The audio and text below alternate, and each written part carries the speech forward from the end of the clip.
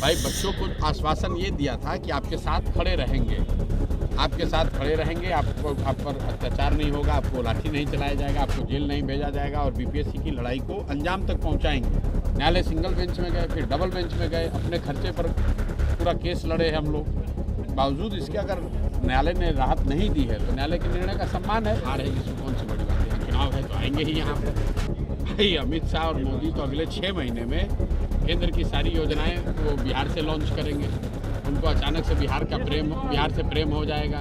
तो जब चुनाव है तो भाजपा के जो ये दोनों नेता हैं उनको तो सिर्फ बिहार ही दिखेगा और फिर जब नवंबर में चुनाव होगा तो अगले चुनाव तक वापस नहीं आएंगे। कि नीतीश कुमार में इतनी ताकत है कि जिसको अमित शाह या मोदी जी कह के रखवाएंगे उसको नीतीश कुमार हटा पाएंगे। नीतीश कुमार जो खुद भाजपा की मदद से बैठे हुए हैं, मुसलमानों का वोट लेकर उनके पीठ में छुरा घोंप कर आज गद्दी पर बैठे हुए, वो दूसरे के बारे में क्या कहेंगे। आज वक्त का जो कानून आ रहा है उसके लिए भाजपा से भी ज़्यादा अगर कोई दोषी है तो नीतीश कुमार का कुछ बचा हुआ है नहीं। शारीरिक और मानसिक तौर पर थके हुए व्यक्ति हैं। अब 2-4-5 महीना रह गया एक अन्य मार्ग में, अपना समय काट रहे हैं। नवंबर के बाद उनकी कहानी खत्म। नमस्कार, हमारा नाम है समरीन और आपने देखना शुरू कर दिया है लाइव सिटीज। देखिए, बीते दिन आपने देखा है कि बीपीएससी अभ्यर्थियों को बड़ा झटका लग गया है। बीपीएससी 17वीं को लेकर के पटना हाई कोर्ट का फैसला आ गया था और आपने देखा कि हाई कोर्ट ने तमाम याचिकाओं को खारिज कर दिया था। उसके बाद हमने आपको दिखाया था कि किस तरह से अभ्यर्थी भावुक हो गए थे और साफ साफ कह रहे थे कि हम यहाँ रुकने वाले नहीं हैं, इसको लेकर के हम सुप्रीम कोर्ट भी जाएंगे।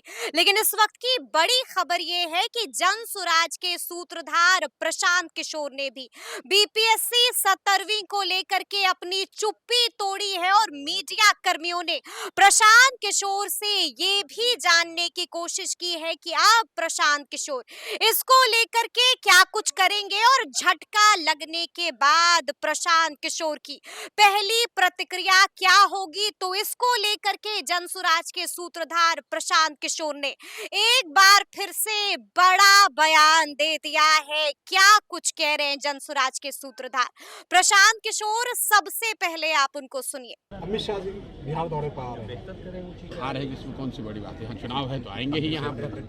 भाई अमित शाह और मोदी तो अगले 6 महीने में केंद्र की सारी योजनाएं वो बिहार से लॉन्च करेंगे। उनको अचानक से बिहार से प्रेम हो जाएगा। बिहार की चिंता होने लगेगी, बिहार के बेरोजगारी की बात होने लगेगी। बिहार में विक्रमशिला और नालंदा के अलावा तक्षशिला को भी ले आएंगे। अभी तो जब चुनाव है तो भाजपा के जो ये दोनों नेता हैं इनको तो सिर्फ बिहार ही दिखेगा। बिहार बजट बन रहा है तो बिहार के लिए बन रहा है, दौरे हो रहे हैं तो बिहार में हो रहा है, किसान निधि के पैसे जा रहे हैं तो बिहार के लिए जा रहे हैं और फिर जब नवंबर में चुनाव होगा तो अगले चुनाव तक वापस नहीं आएंगे। इसलिए हमने जिक्र किया कि नीतीश कुमार ने एक बार कहा था कि प्रशांत किशोर को हमारे पास रखने के लिए अमित शाह ही ने कहा था कि उनको रखो। भाई ऐसा है कि नीतीश कुमार जी, मान लीजिए एक बार को कि नीतीश कुमार ने जो कहा वो सही है, तो क्या आपको लगता है कि नीतीश कुमार में इतनी ताकत है कि जिसको अमित शाह या मोदी जी कह के रखवाएंगे उसको नीतीश कुमार हटा पाएंगे? आप उस बयान की पृष्ठभूमि को समझिए। सीए एनआरसी पर मैंने नीतीश कुमार का विरोध किया है उनके दल में रह के, और लोग यहाँ मुखिया और सरपंच ही नहीं छोड़ते हैं। मैंने नीतीश कुमार ने मुझे डिक्लेयर्ड ये किया हुआ था कि भाई हमारे बाद ये प्रशांत किशोर रहेंगे दल में, दल के नेता होंगे। उस चीज़ को मैंने सीए एनआरसी के लिए छोड़ा है। अब नीतीश कुमार को चूंकि राजनीतिक तौर पर उनको ये लगा कि ये छोड़कर जाएंगे तो मुसलमानों का मुद्दा है, मुसलमानों को ये बात ठीक नहीं लग सकती है, तो उन्होंने कह दिया उनको क्रेडिबिलिटी ख़त्म करने के लिए। और मुझे नीतीश कुमार से या किसी से सर्टिफिकेट लेने की ज़रूरत नहीं है। नीतीश कुमार जो खुद भाजपा की मदद से बैठे हुए हैं, मुसलमानों का वोट लेकर उनके पीठ में छुरा घोंप कर आज गद्दी पर बैठे हुए, वो दूसरे के बारे में क्या कहेंगे। आज वक्त का जो कानून आ रहा है उसके लिए भाजपा से भी ज़्यादा अगर कोई दोषी है तो नीतीश कुमार है, क्योंकि सबको समझ है कि अगर नीतीश कुमार की पार्टी वोट न करे वक्त बिल के पक्ष में तो किसी भी हालत में यह कानून नहीं बनेगा। तो भाजपा तो भाई मुसलमानों का वोट नहीं ले रही है। कम से कम जो लोग मुसलमानों का वोट लेकर बैठे हैं, जिस दल में मुसलमान बड़ी संख्या में अभी भी हैं नेता के तौर पर, उनको तो ये समझदारी रखनी चाहिए। जो गांधी की बात कर रहे हैं उनको तो गांधी के बात बताए हुए पर खड़ा होना चाहिए। जो गांधी के विरोध में है वो तो विरोध में है। आप तो गांधी के अनुयायी होने का दावा कर रहे हैं और वक्त बिल पर आप आज भाजपा के साथ खड़े हैं। सर नीतीश कुमार का कुछ बचा हुआ है नहीं। शारीरिक और मानसिक तौर पर थके हुए व्यक्ति हैं। अब 2-4-5 महीना रह गया एक अन्य मार्ग में, अपना समय काट रहे हैं। नवंबर के बाद उनकी कहानी खत्म। सर बीपीएससी को लेकर हाईकोर्ट में जो आप लोग याचिका दायर किए थे उसे खारिज कर दिया आज खारिज कर दिया है, न्यायालय है, क्या कर सकते हैं हम लोग। होगी आपकी? नहीं, रणनीति क्या है भाई, हम लोग अपनी ओर से सारी कोशिश हम लोगों ने करी। न्यायालय के पास गए, सिंगल बेंच में गए, फिर उसके बाद डबल बेंच में गए। अब अगर न्यायालय जो कहता है मानना तो वही पड़ेगा आपको। सुप्रीम कोर्ट जाएंगे? इस पे अभी कोई विचार किया नहीं है। अभी रास्ते में मुझे खबर मिली है कि न्यायालय से राहत नहीं मिली है बच्चों को, तो देश में जो व्यवस्था है उसी के तहत तो आप लड़ाई लड़ सकते हैं, लेकिन अंतिम लड़ाई तो जनता की अदालत में लड़ी जाएगी। न्यायालय के आदेश से, न्यायालय का आदेश है वो परीक्षा के संबंध में है, लेकिन बिहार में युवाओं के साथ दगाबाजी हो रही है, पेपर लीक हो रहा है, नौकरियां बेची जा रही हैं, भ्रष्टाचार है, उस पर अंतिम निर्णय तो जनता नवंबर में सुनाएगी ही सुनाएगी। बच्चों को जो आश्वासन आपने दिया सर उस पर क्या? भाई बच्चों को आश्वासन ये दिया था कि आपके साथ खड़े रहेंगे, आपके साथ खड़े रहेंगे, आपको आप पर अत्याचार नहीं होगा, आपको लाठी नहीं चलाया जाएगा, आपको जेल नहीं भेजा जाएगा और बीपीएससी की लड़ाई को अंजाम तक पहुंचाएंगे। उनके साथ खड़े रहे। आज आप देख लीजिए पटना में कम से कम 2 महीने से किसी धरने प्रदर्शन करने वाले, सिर्फ बच्चों पे नहीं, कोई भी धरना प्रदर्शन करने वालों पर लाठी चलना बंद हो गया।